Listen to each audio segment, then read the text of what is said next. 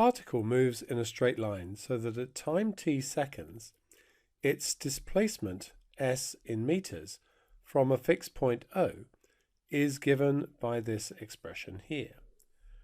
We want to find expressions for the velocity and acceleration at any time t, and the velocity and acceleration when t equals 2.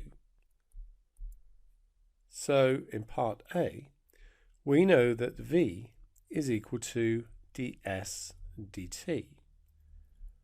So that's going to be 9t squared minus 2t, and of course the 1 disappears.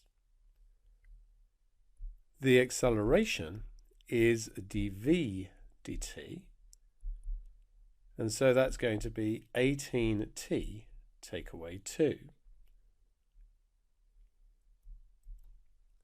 So the velocity when t equals 2 is going to be 9 times 2 squared, take away twice 2,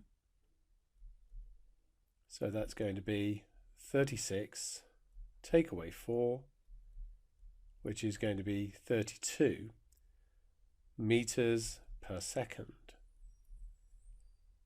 The acceleration at 2 is going to be 18 times 2 take away 2, which is 36 take 2, giving us 34 meters per second squared.